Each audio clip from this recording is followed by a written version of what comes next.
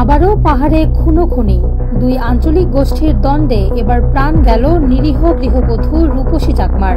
সামাজিক যোগাযোগ মাধ্যমে উঠেছে প্রতিবাদের ঝড়। প্রশ্ন উঠেছে, আর কতকাল এভাবে ইউপিডিএফ জেএসএস এর গুলি খেয়ে মারা যাবে পাহাড়ের মানুষেরা? 2রা মার্চ 2025, ঘটনাস্থল খাগড়াছড়ির পানছড়ি উপজেলা। দুর্গম এই পাহাড়ি জনপদের দুদকছড়ার হাতিমারা গ্রামে গৃহবধূ রূপসী চাকমার বাড়ি। ঘটনার দিন নিজ বাড়িতেই ছিলেন তিনি। হঠাৎই যেন উড়ে আসে একটি বুলেট। এটি মাথায় বিদ্ধ হলে ঘটনাস্থলেই মারা যান রূপসী চাকমা। পুরো পরিবারে নেমে এসেছে শোকের ছায়া। স্থানীয়রা জানালেন, আধিপত্য বিস্তারকে কেন্দ্র করে আঞ্চলিক দুই সশস্ত্র গোষ্ঠী ইউপিডিএফ এবং জেএসএস এর মধ্যে গোলাগুলির ঘটনা এখন নিত্য হিসেবে ঠাঁই করে নিয়েছে সেখানে। প্রতিবাদ জানালেই স্থানীয় বাসিন্দাদের উপর নেমে আসছে নির্যাতন ও মারধর।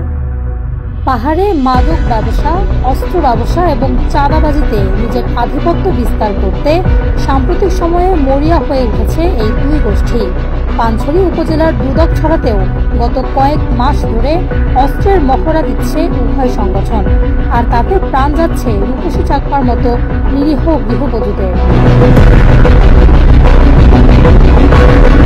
খোঁজ নিয়ে জানা গেছে, কেবল রূপসী চাকমা নন, গত 25 বছরে ইউপিডিএফ ও জেএসএস এর দ্বন্দ্বে এবং পাহাড়ের আঞ্চলিক সংগঠনগুলোর খুনোখুনিতে প্রাণ গেছে নারী, শিশু সহ অন্তত 1500 জনের বেশি।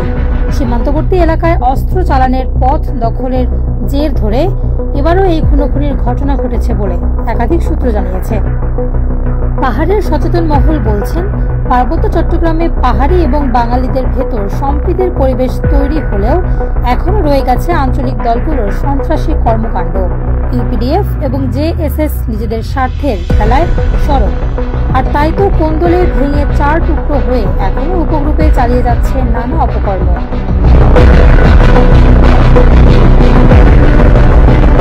সবচেয়ে অবাক করার বিষয় হচ্ছে, এসব ঘটনায় 4 দলের সম্পৃক্ততা থাকায় ইউপিডিএফ ও জেএসএস নেতৃবৃন্দ একে অপরকে দোষারোপ করে দায় সারার চেষ্টা করছে। বছরে 3 পাহাড়ে প্রায় 800 কোটি টাকার চাঁদাবাজি হয় বলে গণমাধ্যমে উঠে এসেছে। এসব টাকা সংগঠনের নেতারা বিদেশেও পাচার করছেন বলে অভিযোগ করেছেন স্থানীয় বাসিন্দারা।